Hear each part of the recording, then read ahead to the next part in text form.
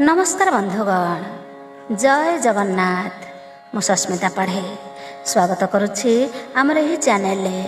आज आपण मानक पई प्रस्तुत करिछु पुरुषोत्तम एकादशी व्रत कथा। प्रति 3 वर्ष थरे आसुथिबा मळ मास समय रे पड़ी थाए। बंधुगण, एही पवित्र एकादशी कथा सुनिबा द्वारा मनुष्यर जानतरे हेउ बा अजाणतरे होइथिबा पाप नष्ट हो जाए। जेउ मानकर संतान सुख न थाए, एही कथा श्रवण करिबा द्वारा सेमानंको सर्वगुण संपन्न संतान प्राप्ति हुए। जेपरी माता पद्मिनी को कार्यवीर्य अर्जुन भली पुत्र मिलता। जीवन शेष मनुष्य संसारर समस्त सुख भोग करी भगवान विष्णु परम धाम प्राप्त होता है। एही मळ मासरे पड़ुथिबा एही एकादशी कथा शुणिले वर्ष सारा एकादशी व्रतर पुण्यफल मिल जाई थाए। मनरे जहा इच्छा रखी एही कथा श्रवण करिवे, भगवान पुरुषोत्तम ताहा निश्चय पूर्ण करिवे। बंधुगण, गोटिए अनुरोध, चैनल को सब्सक्राइब करी कमेंट बॉक्स रे जय श्री कृष्ण लेखिबा को जमा भी कुंठाबोध करिवेनी। तेबे आसंतु प्रथमे श्री श्री नारायण स्तुति करिबा, तापरे एही एकादशी व्रत कथा आरंभ करिबा। जय जय नारायण प्रभु भगवान, क्षीर सिंधु मध्य सदा अनंत शयन। कंज चरण सेवन्ते लक्ष्मी ठाकुराणी, सरस्वती पासे करुथान्ति वीणा ध्वनि। नाभिदेशु पद्म गर्भ होइण उत्पत्ति, चतुर्मुखे वेद ध्वनि पाठ करुथान्ति। श्रीचरण नख तले गंगा देवी नित्य, ध्वज अंकुश चक्रादि चिन्ह विराजित। शंख चक्र गदा पद्म भुजे शोभा पाए, बक्षरे कौस्तुभ मणि सदा झुलु थाए। श्रीवत्स लांछन चिन्ह जे दृष्टि गोचर, एड़े क महिमा प्रभु करुणा सागर। कटी तटे पीतांबर हृदय वैजयंती, शिरे रत्न मुकुट बाल रवि कांति। चतुर्धा मूर्ति आहे श्री पुरुषोत्तम, सच्चिदानंद चिन्मय प्रभु सर्वक्षम। गर्भ गंजन आहे सत्य सनातन, वैकुंठ बिहारी देव दुरित नाशन। पाप तापहारी तुम्भे अव्यक्त चिन्त्य, मुकुंद मुरारी दयी तारी पद्म नेत्र। हर्ता कर्ता ध्यान ध्येय स्वाहा सर्वरूपी, सृष्टि स्थिति सूक्ष्म स्थूल तुम्भे सर्वव्यापी। अनंत कोटि ब्रह्मांड माळ माळ होई, तुम्भ लोम कूपे प्रभु सदा विराजई। अनंत अंकरे जोग निद्रा प्रभु जाई, चिंतिल सृष्टि सर्जना भियाइबा पाई। अंगमळीरु मेदका सुर सृष्टि करी, ता शरीरे मेदिनी गढ़िल दईतारी। अथय होइला जेणु मेदिनी जलरे, लोम उपाड़ीण कीड़ा खंजिल तहिरे। सृष्टि भियाण दायित्व वेद कले देल, पालन दायित्व निजे बहन करिल। संहार लीला को संकर्षणे अर्पी देई, पिंड ब्रह्मांड को एकाकार कल साई। सागर रेणु केहु संख्या करि पारिब, तुम्भर महिमा ताठू बड़ी असंभव। केवल नाम को करि पारिले आश्रय, ସଂସାର ସାଗରୁ ଦୂର ହୁଏ ଭବ ଭୟ। ନାରାୟଣ ନାମ ଧରି ପାପୀ ଅଜାମିଳ ନିଶ୍ଚିନ୍ତରେ ଚଳିଗଲା ସେ ବୈକୁଣ୍ଠପୁର। ନାମ ଜପ କରି ଯୋଗୀ ଋଷି ଦିବାରାତ୍ରି ତୁମ୍ଭର ସାନ୍ନିଧ୍ୟ ଲାଭ ଭବେ କରିଥାନ୍ତି। ନାମର ମହାତ୍ମ୍ୟ ବର୍ଣ୍ଣିବାକୁ ଅସମର୍ଥ ସେ ନାମକୁ ଗୋଳା ମାଳି କରିବା ଯଥାର୍ଥ। ତୁମ୍ଭେ ପ୍ରଭୁ କୃପା ନେତ୍ରେ ଚାହିଁଥିବ ଯହିଁ ତୁମ୍ଭ ପ୍ରେମ ତା ହୃଦୟେ ଉଦୟ ହୋଇ। ଏ ପିଣ୍ଡରେ ପ୍ରାଣ ଥିବା ଯାଏ ବିଷପତି ନାମ ସଂଖ୍ୟା କରି ମୋର କାଳ ଯାଉ ବିତି। ଚରଣେ ଶରଣ ଗଲି ଆହେ ନାରାୟଣ କରୁଣା ଏତିକି କର ଅଳି କରେ ଦୀନ। ଏବେ ଆସନ୍ତୁ ଆରମ୍ଭ କରିବା ଏକାଦଶୀର ମହାତ୍ମ୍ୟ। ପଦ୍ମିନୀ ଏକାଦଶୀ। ଅର୍ଜୁନ କହିଲେ, ହେ ଭଗବାନ, ଏବେ ଆପଣ ଅଧିମାସ ମାନେ ପୁରୁଷୋତ୍ତମ ମାସ ଶୁକ୍ଳପକ୍ଷ ଏକାଦଶୀ ବିଷୟରେ କୁହନ୍ତୁ। ଏହାର ନାମ କ'ଣ ତଥା ବ୍ରତର ବିଧି କ'ଣ? ଏଥିରେ କେଉଁ ଦେବତାଙ୍କୁ ପୂଜା କରାଯାଏ ଓ ଏହି ବ୍ରତରୁ କେଉଁ ଫଳ ମିଳେ? ଭଗବାନ ଶ୍ରୀକୃଷ୍ଣ କହିଲେ, ହେ ପାର୍ଥ, ଅଧିମାସ ଶୁକ୍ଳପକ୍ଷ ଏକାଦଶୀ ନାମ ପଦ୍ମିନୀ, ଯାହା ଅନେକ ପୁଣ୍ୟ ପ୍ରଦାନ କରିଥାଏ। ଏହି ଏକାଦଶୀ ବ୍ରତ ପାଳନ କଲେ ମନୁଷ୍ୟ ବିଷ୍ଣୁ ଲୋକକୁ ଯାଏ। ଏହା ବହୁ ପାପହାରୀ ତଥା ଭକ୍ତି ଓ ମୁକ୍ତି ପ୍ରଦାନକାରୀ। ଧ୍ୟାନପୂର୍ବକ ଏହାର ମହାତ୍ମ୍ୟ ଶୁଣ। ଦଶମୀ ଦିନ ଏହି ବ୍ରତ ଆରମ୍ଭ କରିବା ଉଚିତ। ଏକାଦଶୀ ଦିନ ପ୍ରାତଃକାଳରେ ନିତ୍ୟ କ୍ରିୟାରୁ ନିବୃତ୍ତ ହୋଇ ପୁଣ୍ୟକ୍ଷେତ୍ରକୁ ସ୍ନାନ କରିବା ପାଇଁ ଯିବା ଉଚିତ। ଏହି ସମୟରେ ଗୋବର, ମାଟି, ତିଳ, କୁଶ ତଥା ଅଁଳା ଚୂର୍ଣ୍ଣରେ ବିଧିପୂର୍ବକ ସ୍ନାନ କରିବା ଆବଶ୍ୟକ। ସ୍ନାନ ପୂର୍ବରୁ ଶରୀରରେ ମାଟି ଲଗାଇ ତାକୁ ପ୍ରାର୍ଥନା କରିବା ଉଚିତ। ହେ ମୃତ୍ତିକା, ମୁଁ ତୁମକୁ ନମସ୍କାର କରୁଛି। ତୁମ ସ୍ପର୍ଶରେ ମୋ ଦେହ ପବିତ୍ର ହେଉ। ସମସ୍ତ ଔଷଧରୁ ଉତ୍ପନ୍ନ ହୋଇଥିବା ଏବଂ ପୃଥିବୀକୁ ପବିତ୍ର କରୁଥିବା ତୁମେ ମୋତେ ଶୁଦ୍ଧ କର। ବ୍ରହ୍ମାଙ୍କ ଛେପରୁ ଉତ୍ପନ୍ନ ହୋଇଥିବା ହେ ମୃତ୍ତିକା, ତୁମେ ମୋ ଶରୀରକୁ ସ୍ପର୍ଶ କରି ମୋତେ ପବିତ୍ର କର। ହେ ଶଙ୍ଖ ଚକ୍ର ଗଦାଧାରୀ ଦେବାଧିଦେବ ଜଗନ୍ନାଥ, ଆପଣ ମୋତେ ସ୍ନାନ ନିମନ୍ତେ ଆଜ୍ଞା ଦିଅନ୍ତୁ। ଏହାପରେ ବରୁଣ ମନ୍ତ୍ର ଜପ କରି ପବିତ୍ର ତୀର୍ଥର ଅଭାବରେ ସେମାନଙ୍କର ସ୍ମରଣ କରି କୌଣସି ପୋଖରୀରେ ସ୍ନାନ କରିବା ଉଚିତ। ସ୍ନାନ ପରେ ସ୍ୱଚ୍ଛ ଓ ସୁନ୍ଦର ବସ୍ତ୍ର ପରିଧାନ କରି ସନ୍ଧ୍ୟା ତର୍ପଣ କରି ମନ୍ଦିରକୁ ଯାଇ ଭଗବାନଙ୍କୁ ଧୂପ, ଦୀପ, ନୈବେଦ୍ୟ, ପୁଷ୍ପ, କେଶର ଆଦି ଦେଇ ପୂଜା କରିବେ। ଏହାପରେ ଭଗବାନଙ୍କ ସମ୍ମୁଖରେ ନୃତ୍ୟ ଗୀତର ଆୟୋଜନ କରିବ। ଭକ୍ତଜନଙ୍କ ସହିତ ଭଗବାନଙ୍କ ଆଗରେ ପୁରାଣ କଥା ଶୁଣିବା ବିଧେୟ। ଅଧିମାସ ଶୁକ୍ଳପକ୍ଷର ପଦ୍ମିନୀ ବ୍ରତ ନିର୍ଜଳା କରାଯାଏ। ଯଦି ନିର୍ଜଳା ରହିବାର ଶକ୍ତି ନାହିଁ, ତେବେ ଜଳପାନ ବା ଅଳ୍ପାହାର କରି ବ୍ରତ କରିବା ଉଚିତ। ରାତିରେ ଜାଗରଣ କରି ନାଚ ଗୀତ ସହିତ ଭଗବାନଙ୍କୁ ସ୍ମରଣ କରିବେ। ପ୍ରତ୍ୟେକ ପ୍ରହରରେ ଭଗବାନ ଅଥବା ମହାଦେବଙ୍କ ପୂଜା କରିବା ଉଚିତ। ପ୍ରଥମ ପ୍ରହରରେ ଭଗବାନଙ୍କୁ ନଡ଼ିଆ, ଦ୍ୱିତୀୟ ପ୍ରହରରେ ବେଲଫଳ, ତୃତୀୟ ପ୍ରହରରେ ସୀତାଫଳ, ଆତ ଓ ଚତୁର୍ଥ ପ୍ରହରରେ ସୁପାରି, ନାରଙ୍ଗୀ ଅର୍ପଣ କରାଯାଏ।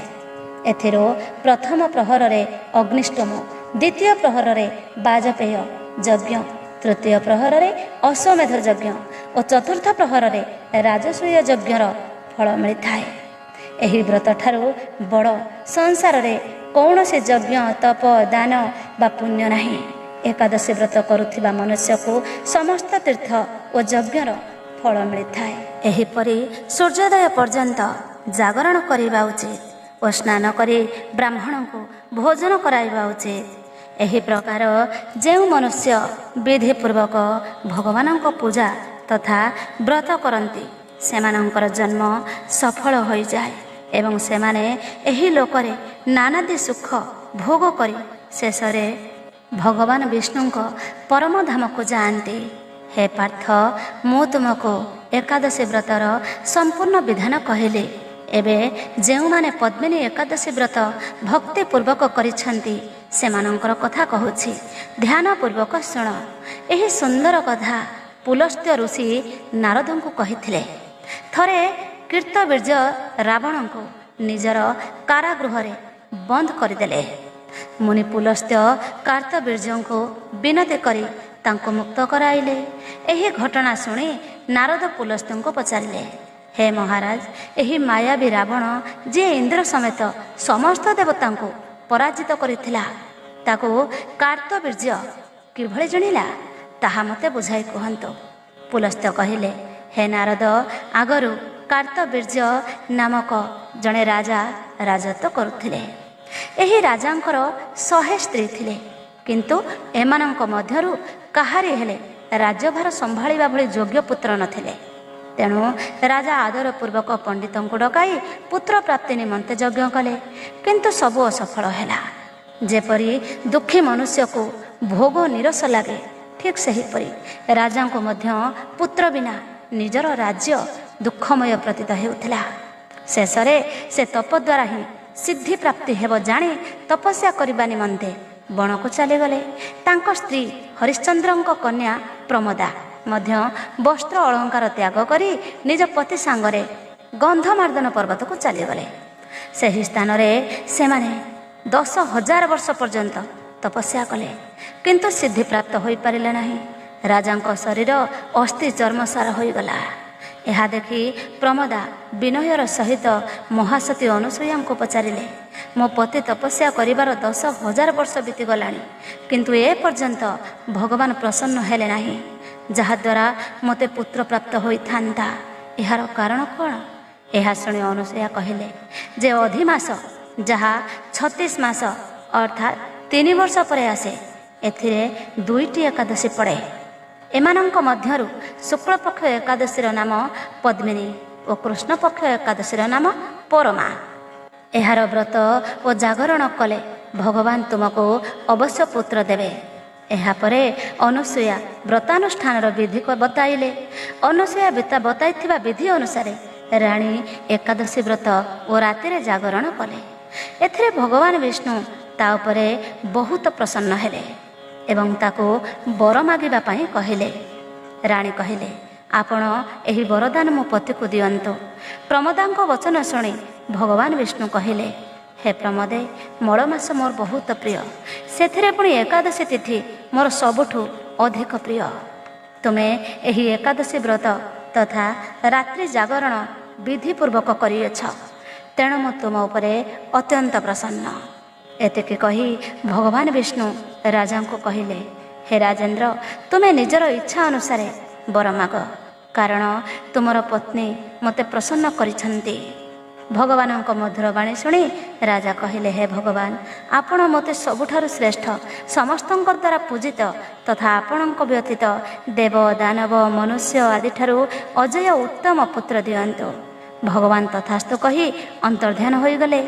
ଏହାପରେ ସେମାନେ ନିଜ ରାଜ୍ୟକୁ ଫେରି ଆସିଲେ। ସେଠାରେ କାର୍ତ୍ତବୀର୍ଯ୍ୟ ଜନ୍ମ ହୋଇଥିଲେ। ସେ ଭଗବାନଙ୍କ ବ୍ୟତୀତ ସଭିଙ୍କ ଠାରୁ ଅଜୟ ଥିଲେ। ସେ ରାବଣକୁ ଜିତିଥିଲେ। ସବୁ ପଦ୍ମିନୀ ବ୍ରତର ପ୍ରଭାବ ଥିଲା। ଏତିକି କହି ପୁଲସ୍ତ୍ୟ ସେଠାରୁ ଚାଲିଗଲେ। ଭଗବାନ ଶ୍ରୀକୃଷ୍ଣ କହିଲେ, ହେ ପାଣ୍ଡୁ ନନ୍ଦନ ଅର୍ଜୁନ, ଏଠାରେ ମୁଁ ଅଧିମାସ ବା ପୁରୁଷୋତ୍ତମ ମାସର ଶୁକ୍ଳପକ୍ଷ ଏକାଦଶୀ ବ୍ରତ କଥା କହିଲି। ଯେଉଁ ମନୁଷ୍ୟ ଏହି ବ୍ରତାନୁଷ୍ଠାନ କରେ ସେ ବିଷ୍ଣୁ ଲୋକ ପ୍ରାପ୍ତି ହୁଏ। ଏବେ ଆସନ୍ତୁ ଏହି ସୁନ୍ଦର ଦିନରେ ଗୋଟିଏ ଅଧ୍ୟାୟ ହେଉ ପଛେ ଭାଗବତ ପଠନ କରିବା। ମନ ଧ୍ୟାନ ଦେଇ ନିଶ୍ଚୟ ଶୁଣିବେ। ଓମ୍ ନମୋ ଭଗବତେ ବାସୁଦେବାୟ। ନାରାୟଣଂ ନମସ୍କୃତ୍ୟଂ ନରଂ ଚୈବ ନରୋତ୍ତମଂ ଦେବୀଂ ସରସ୍ୱତୀଂ ବ୍ୟାସଂ ततो जय मुदीरये। मूकं करोति वाचालं पंगुं लङ्घयते गिरिं यत्कृपातमहं वन्दे परमानन्दमाधवम्। प्रथम अध्याय। नमो नृसिंहचरण अनादि परम कारण, जार आदि मध्यन्ते विचार न घटे जगते। इंद्रिय अर्थ जे जानन्ति, सत्य जे नित्य प्रकाशन्ति। आनंद मने वेद सार, ब्रह्मांड कला से विस्तार। जाग स्वरूप हृदय चिंती, वेद पुरुष न जानन्ति। मृत्तिका विकार जे मंत, जल नले सुजंत्रित। रूप रूप स्थिति तिनि, जहा जोगरे अनुमानी। स्वभावे नोहे जे मंत, ए संख्या जोगिंकर मत। आत्मा प्रकाशे जन्म होई, निरते कोहकु बुलाई। सत्य परमानंद हरि, जहा भाविले भवतरी। तार चरणे नित्य ध्यान, करि तरन्ति सुज्ञाजन। से हरि पाद हृदय धरी, प्रबंधे गीत नाद करी। अशेष जगत रहिते, बंदई दास जगन्नाथे। निर्मल मुनिंकर मते, हरिचरित भागवते। कहिबी अछि जेते गुण, सुजने सावधान शुण। कपट धर्म जार नाही, स्वभावे पंडित बोलाई। से साधु जनकर धर्म, माया वर्धित शुभ कर्म। से धर्म जेहु अनुमानी, एणु संसारे जेते ज्ञानी। तांक विचारे वस्तु जेते, कहिबा शुण एक चित्ते। लक्ष लक्ष जेते जानी, बोध विचारे परिमाणी। से वस्तु अछि जहि पुरी, जहा चिंतन्ति ब्रह्मचारी। श्रवण मात्रे मोक्ष पाई, त्रिताप मान क्षय जाई। हृदरे बसाई तक्षण, अनादि प्रभु नारायण। एणु अधिक अन्य ग्रंथे, कि प्रयोजन ए जगते। ए भागवतर महिमा, के कही पारे गुण सीमा।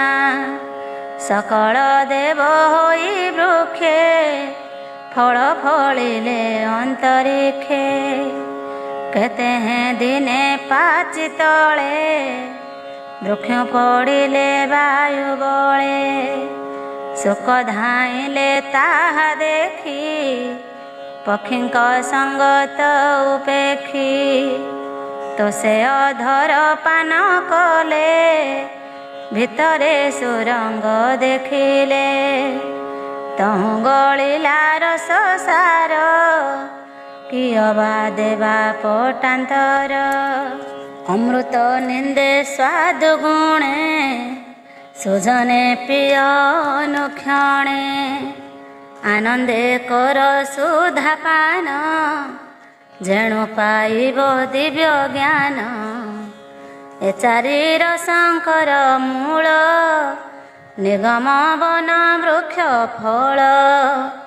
प्रिय जीवन अंत जाए, जेबे तरिब माया मोहे एबे हो शुण साधु जने हरिचरित शुद्ध मने सर्वदेवंक रम्य स्थान नाम जे नैमिषारण्य कलिर आगमन देखी मुनि स्थान उपेक्षी सौनक आदि मुनि गणे मिलिले नैमिषारण्ये कଳି कळु से भय करी एकांते मुनि विचारी संकल्प करी एक तुले समस्ते यज्ञ आरंभिले जानती शुभे सर्वदीक्षा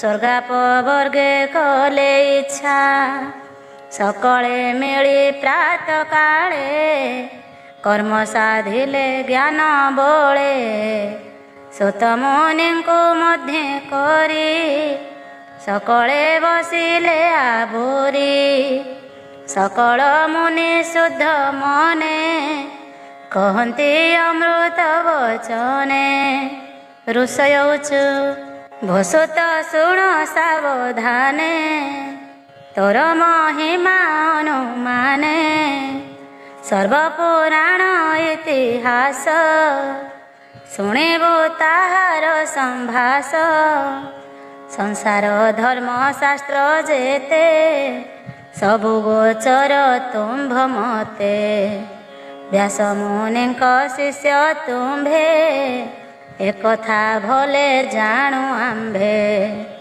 पूर्वे जे थिले ब्रह्म मुनि तांक बदनु अछु शुणी सकल शास्त्र तुम्भ तहि वेद पुराण जेते कही व्यासंक अनुग्रह घेनी सकल शास्त्रे तुम्भे ज्ञानी दइबे अछि एही मति जे शिष्य गुरु रे भकति शिष्य रहिते दया बहे सकल तत्व ज्ञान कहे एणु व्यासंक शिक्षा जेते प्रकाश आंभर ग्रते निश्चय एकांत श्रेय जेते ए जीव तरिब जे मन्ते जेणु तुटई विष्णु माया कह आंभरे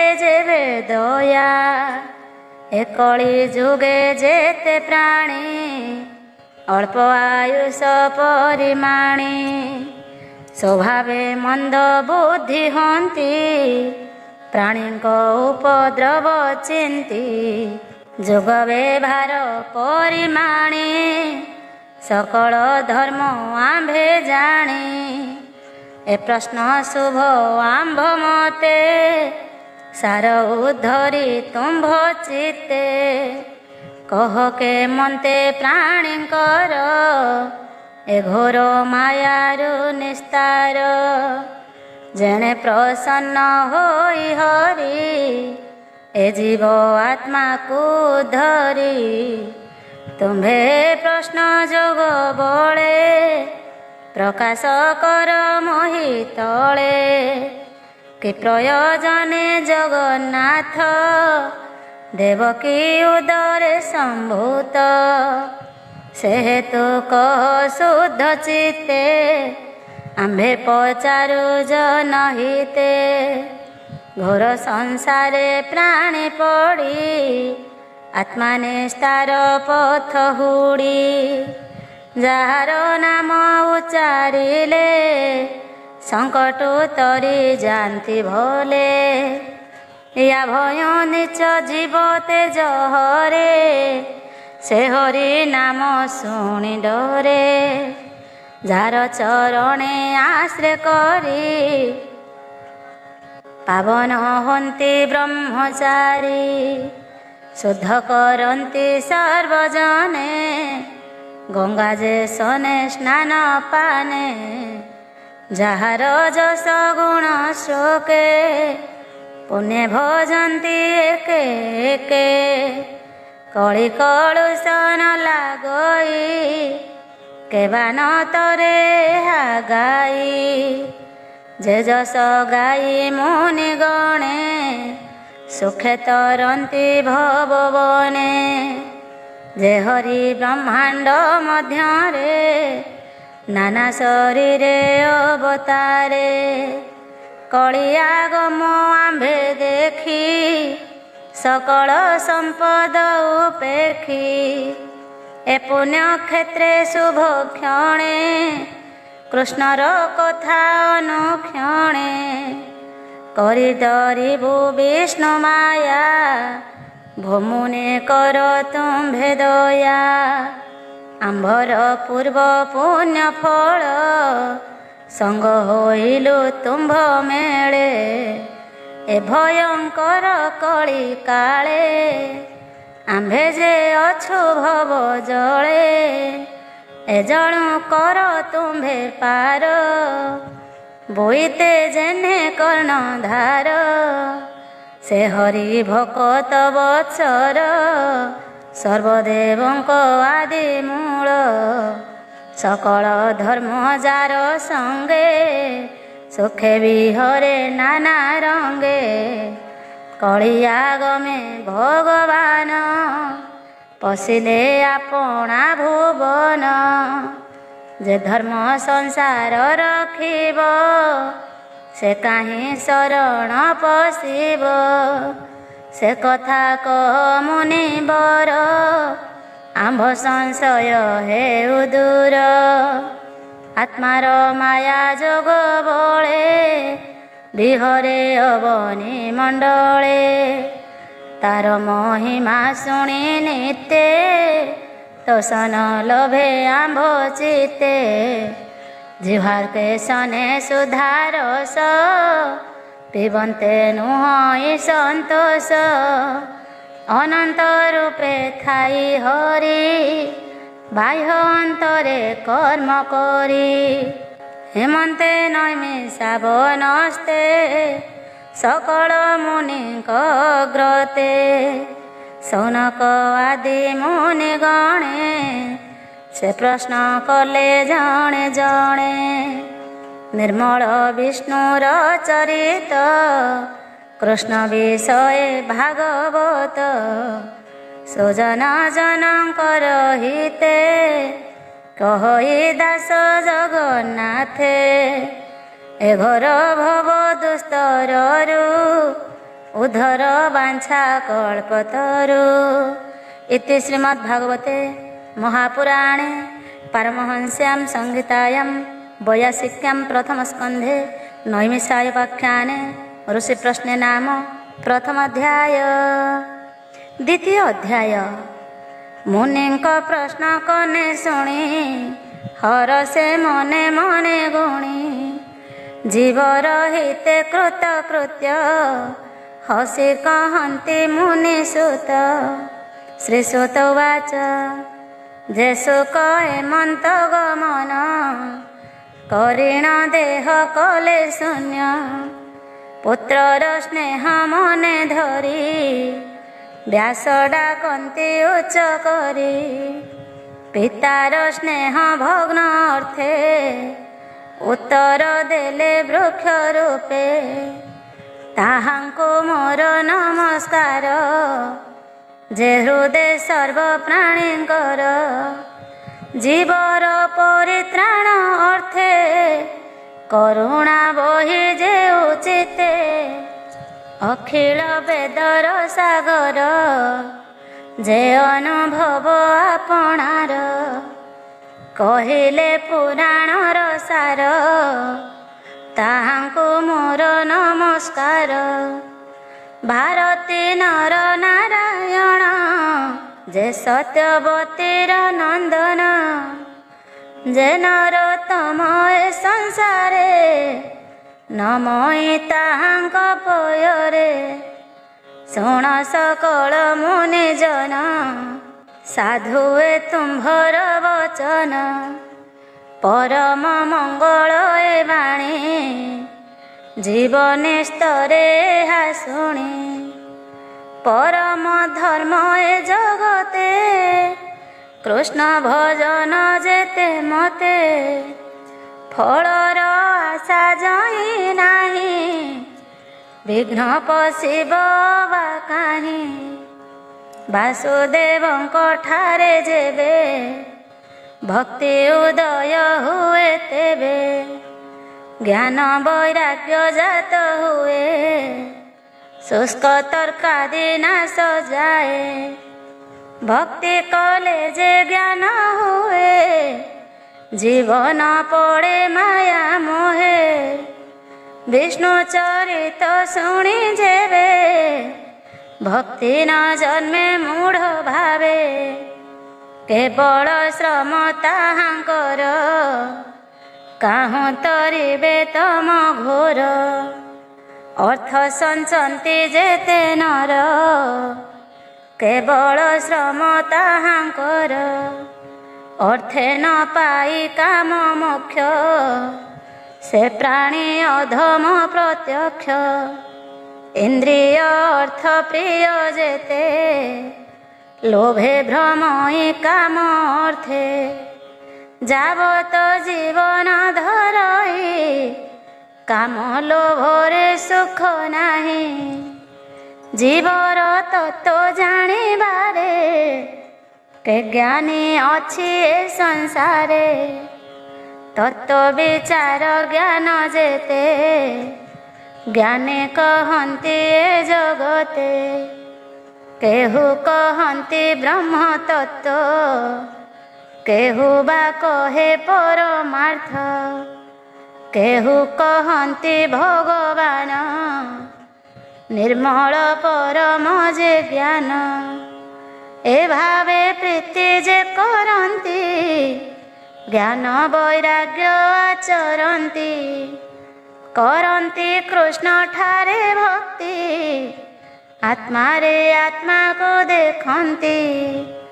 हरि श्रवण भक्ति जात अज्ञाने न जाने जगत एणु अखिल ए जगते अछन्ति वर्णाश्रम जेते स्वभावे धर्म आचरणे भक्ति उपजे नारायणे जेबे संतोष कृष्ण होई प्राणी को चतुर्वर्ग देई एघेने होई एक मन भावे तो शिवे भगवान विष्णुर गुण कर्म जेते नित्य शुणिब कर्ण पथे निर्मल करि स्थिर मन निरते करिब कीर्तन ध्यान चिंतिब कृष्ण रूपे पूजा करिब सूक्ष्म कल्पे ए भावे भक्ति जोग बढ़े कर्म बंधन ग्रंथि छिड़े एणु जगते ज्ञानी जेते कृष्ण न भजिबे के मनते कृष्ण श्रवणे भक्ति जार से प्राणी भव मधिसार हरि चरणे जार श्रद्धा तांको न लागे भव बाधा से पुण्य साधु संग मिले पुण्य तीर्थ को आश्रय कले तेबे से हरि रसे रसे भक्तंक संगे जेबे मिसे कृष्णर कथा जे शुणन्ति बदने महिमा महन्ति तांक हृदय हरि बसे सर्व शुभ फल ध्वंसे से पुण्य श्रवण कीर्तन वेदे कहन्ति मुनिजन साधु जनक मित्र हरि एणु भकत को आदरी हेळे तारई भव सिंधु जेणु भकत जन बंधु भकत जनक सेवाळे दहन हन्ति अमंगळे तेबे से गोविंद विषये भक्ति उपजे नर देहे स्वभावे रजतम दुई कामादि जेते रिपु थाई चित्तु बाहर होई जाती सात्विक गुण आवरती एते प्रकारे जेबे मन निर्मले होइब प्रसन्न तेबे से भक्ति जोग बळे श्रीकृष्ण भक्त संग मिले निर्मल ज्ञान प्रकाशई जन्म मरण आदि काहि अशेष कर्म ग्रंथि बंध एणे छिड़ई सर्वद्वंद सर्व संशय तुले कर्म छाड़ई विष्णु माया भ्रम आत्मा रे आत्मा से देखंती जन्म मरणे नाही भ्रांति एणु पंडित जन जेते आनंदे भक्ति जोग मते हरि विषये दृढ़ चित्ते नित्य भजन्ति आत्मा मते विष्णुर मायारु संभूत आदि प्रकृति जनमत से सत्व रजतम गुण सृष्टि पालन संहारण अनादि परम पुरुष एतिने गुणे जे प्रवेश सृष्टि उदये ब्रह्मा होई पालने विष्णु से बोलाई संहार काले रुद्र रूपे सुखे विहरे मोर कल्पे से शुद्ध सत्य विष्णु देहे जंतुंक श्रेय गुण बहे काष्ठ संजोगे धूम जात धूमरु नल संभूत तृतीय भाग ए प्रमाण तामस रजस गुण ए भावे ब्रह्मा परिमाणे भव सागर तरे प्राणी निर्मल चेता मुनि जेते जे उत्पत्ति ए जगते स्वभावे घोर भयंकर एणे न भजे मन जार अहिंसा शांति गुणे थांती हरिचरण नित्य चिंती धन संपदे जार इच्छा से करे भूत प्रेत दीक्षा संसारे वेद कर्म जेते तप साधने क्रिया मते परम तत्व ज्ञानी आदि कठोर जेते कर्म साधी ए सर्व गति नारायण एबे हो मुनि गणे शुण एमंते सूक्ष्म रूप धरे माया रे संसारे विहरे स्वभावे निर्गुण मुरारी खेलई त्रिगुण आवरी सकल जीव मध्य थाई अज्ञान जीवन जाणई अशेष महिमा जे धरे किबा उपमा देवा तारे सकल भूते हरि बसे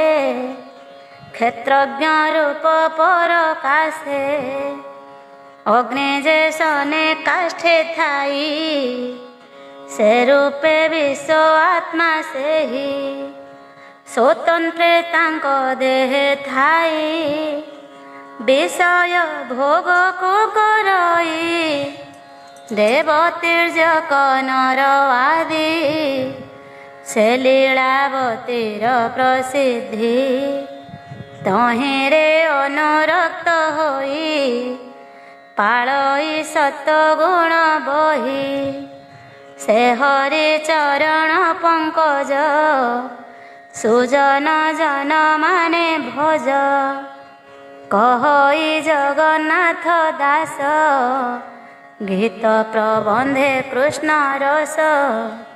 ଇତି ଶ୍ରୀମଦ୍ଭାଗବତେ महापुराणे पारमहंस्यां संहितायां वैयासिक्यां प्रथमस्कन्धे नैमिषोपाख्याने श्रीभगवदानुभाववर्णनं नाम द्वितीयोऽध्याय।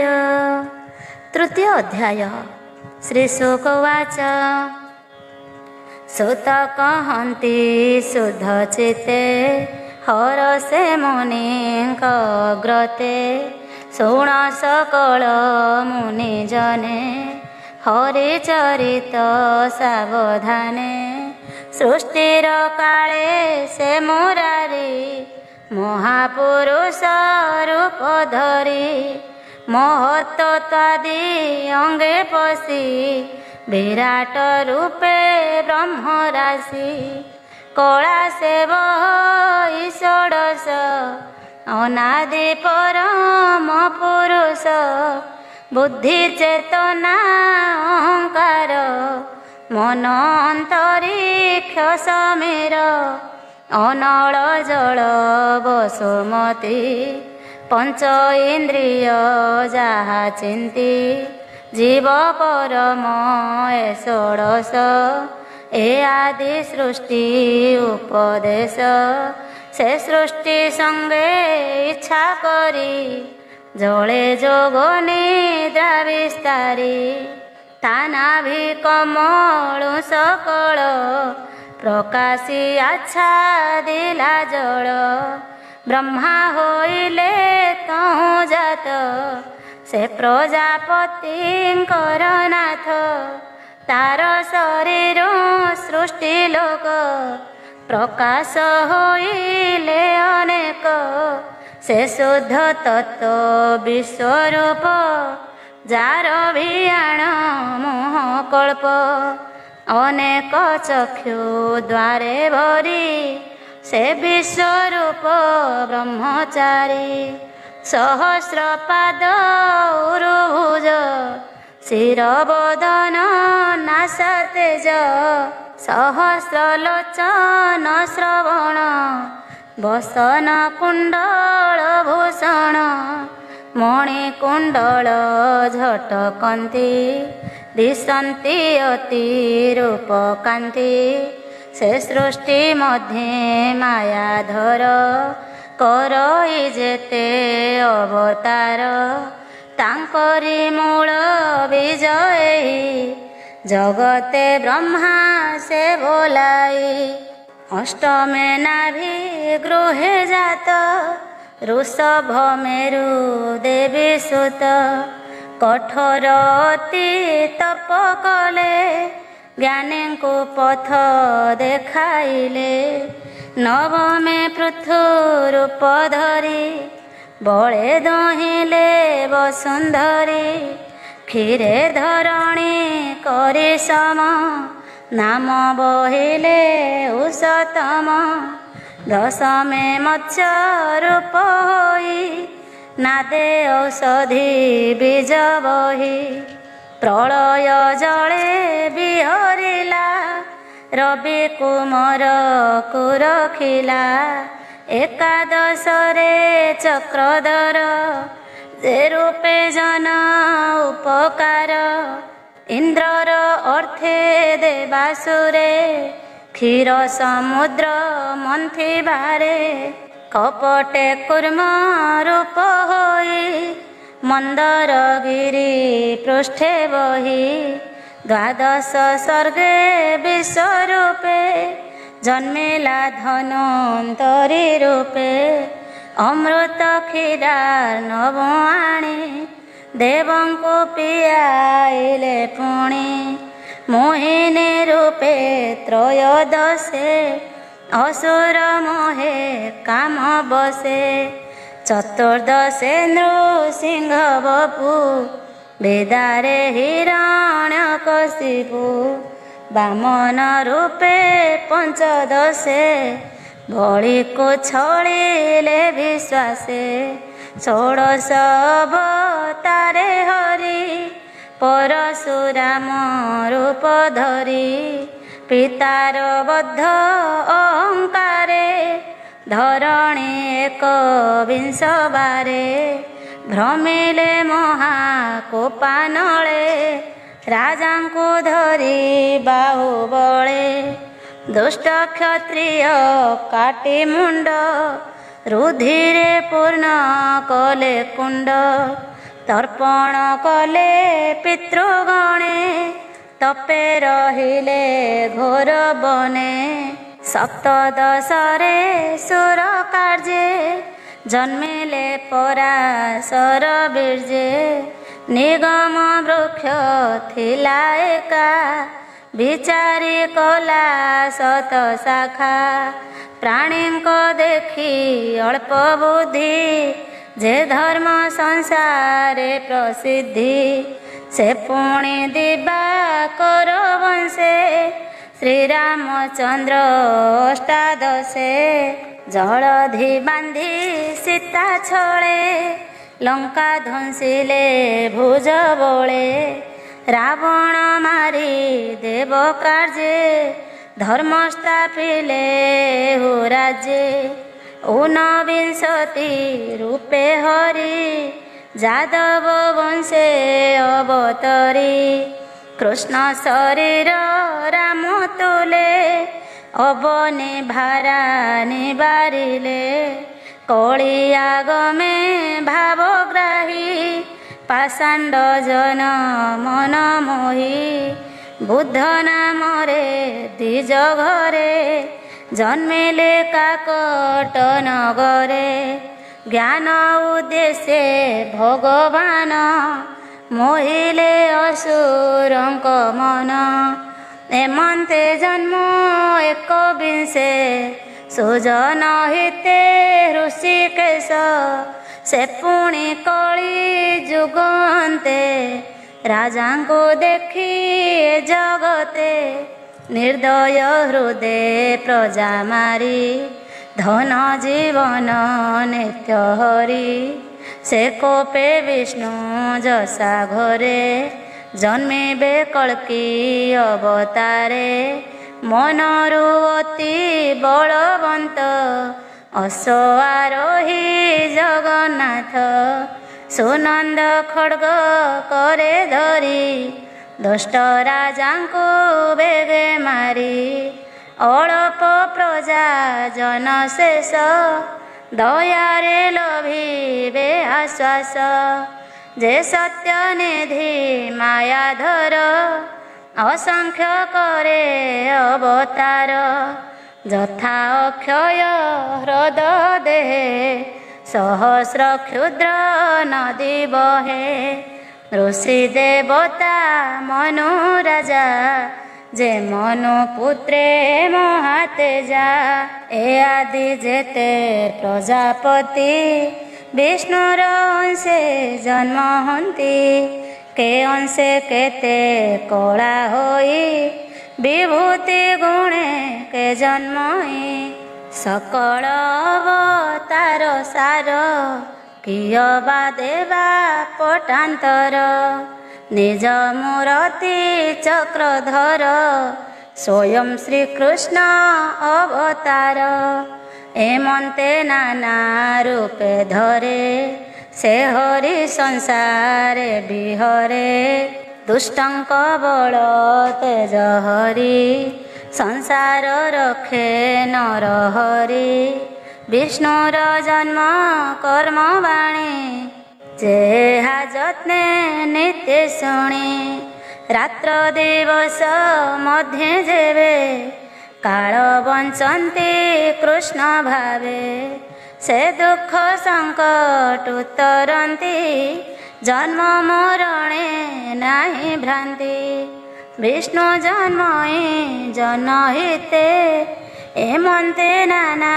ରୂପ ଯେତେ ସ୍ୱଭାବ ରୂପ ଯାର ନାହିଁ ନିର୍ଲେପ ନିରଞ୍ଜନ ସେହି ମାୟାର ଗୁଣେ ବିଜଚିତ ମହତ ଆଦିରୁ ସମ୍ଭୂତ जेसने मेघ शून्य थाई गगने धूଳି जे उड़ई ताहाकु दृष्टि ऊर्ध्वे देखी जे सत्य प्राय उपलक्षी ताहाकु बोली ज्ञानहीन एबे हो शुण मुनिजन स्वभावे दृश्य वर्ण नुहे गुण आवरी देह बहे एणु ए जीव रूप बही जन्म मरण पथे थाई सम सम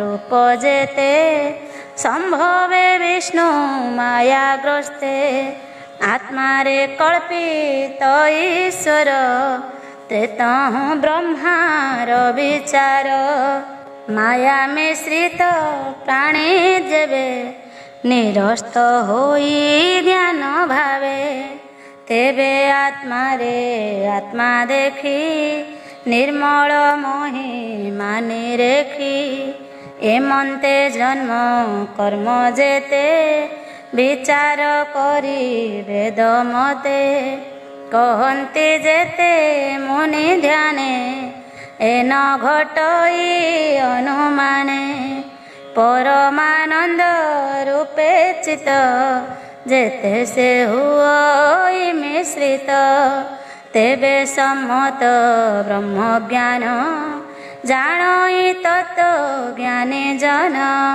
ताहार जन्म कर्म नाही वेदर गुप्त तत्व से ही ताहांक जन्म कर्म भावे कवि वर्णन्ति स्वभावे स्वभावे जन्म जार नाही विचार करिब से काहे अमोह लीला नर हरि आत्मारे विष्णु माया करी ब्रह्मांड सृजई पाळई ताहाकु अन्ते से भक्षई प्राणींक मध्ये आत्मातंत्रे षड्वर्गे भोग करे नित्य एणु ईश्वर से बोलाई किस उपमा देवी मोहि ईश्वर लीला कर्म जेते के जानी पारे तर्क मते एहार अछि जेते नाम स्वभावे जेते गुण ग्राम नट जे सने माया करी मोहई कुहु कविस्तारी अज्ञानी जानी बकीर्ता दूरधिगम्य विष्णु माया एकाल चक्र तार हस्त के जानी पारे तार ग्रस्त से हरि पाद पद्म बंध जे नित्य पिए मकरंद हिंसा कपट दूरे तेजी सर्वानुकूले कृष्णे भजी भक्त भावेन भजन्ति से कृष्ण महिमा जानन्ति धन्य जीवन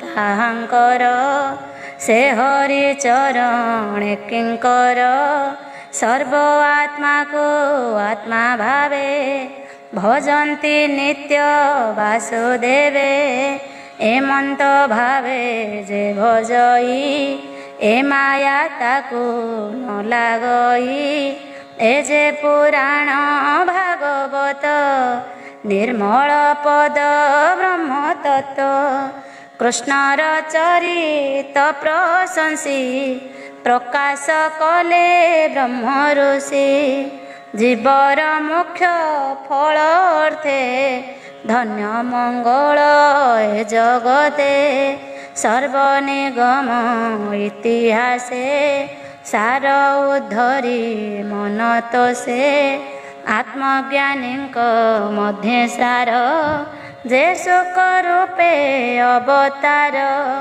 ताहांकु भागवत दीक्षा देई कहिले आत्मा शिक्षा से पुणी परीक्षित आगे कहिले ଆତ୍ମା ଅନୁରାଗେ ବ୍ରାହ୍ମଣ ସାପେ ସେ ବିକଳେ ନିବାସ କରି ଗଙ୍ଗା ଜଳେ ପରମ ଋଷି ମେଳେ ଥାଇ କୃଷ୍ଣ ଚରଣେ ମନ ଦେଇ ଏ ଭାଗବତ ରସ ଶୁଣି ତରିଲା ଭବ ତରଙ୍ଗିଣୀ ସେ କୃଷ୍ଣ ଲୀଳା କାର୍ଯ୍ୟ ଲାଭେ ନିଜ ଭୁବନେ ପୁଣି ଯିବେ ସଂୟତେ ଘେନି ଧର୍ମ ଜ୍ଞାନ ନିଜ ଶରୀରେ ହେବେ ଲୀନ ଏ କଳି ଯୁଗେ ଯେତେ ନରେ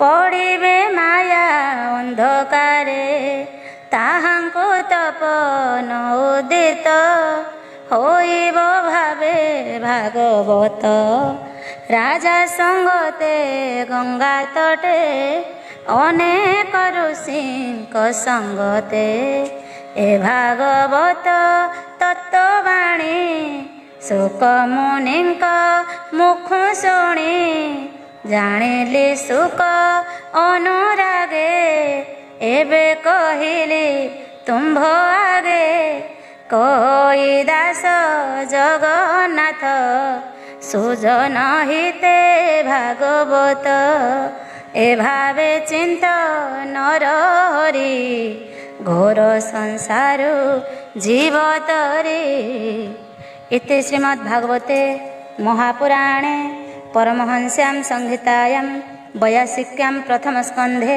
नैमिषोपाख्याने नाम तृतीय अध्याय। चतुर्थ अध्याय। श्रीसूत उवाच एमन्ते भागवत वाणी सूत मुनिଙ୍କ मुख शुणि मुनिଙ୍କ मध्ये कर्म सिद्ध सौनक नामे कुल वृद्ध सर्वमुनिଙ୍କ अवधाने उछन्ति मधुर वचने सौनक उवाच हे सूत तुम्भे महाधीर बकता जन मध्ये बर जाह्नवी तटे राजा आगे शोक कहिले ब्रह्म भागे से कथा कह आंभ आग तुम्भे जे अट महाभाग ए भागवत शास्त्र केवे व्यास रचिले केउं जुगे काहार बोले काहीं बसी कि भावे कि हेतु देसी सुख जे ताहांक कुमर समदरसी सत्य सार एकांत मति रात्र दिने कृष्ण महिमार प्रसन्ने निर्माया मूढ़ता प्रतीति लक्षण पारे केहि गति ଯାହାର ଆଗମନ କାଳେ ଦେବ କାମିନୀ ଥିଲେ ଜଳେ ଉଲଗ୍ନେ ଥାଇ ତାଙ୍କୁ ଦେଖି ଧାଇଁଲେ ସ୍ନାନକୁ ପେଖି ମିଳିଲେ ଶୁକଙ୍କ ନିକଟେ ବ୍ୟାସଙ୍କୁ ତାଙ୍କ ପଛେ ଚାହିଁ ଜଳେ ପଶିଲେ ବେଗେ ଯାଇ ସ୍ୱଭାବେ ସିଦ୍ଧ ସେ ଯୁବତୀ ଜାଣନ୍ତି ସର୍ବ ପ୍ରାଣୀ ଗତି ଏମନ୍ତେ କନ୍ୟା ଗଣେ ଚାହିଁ ବ୍ୟାସ କହନ୍ତି ଖେଦ ପାଇ ଦେଖି କନ୍ୟାଙ୍କ ମୂଢ଼ ମତ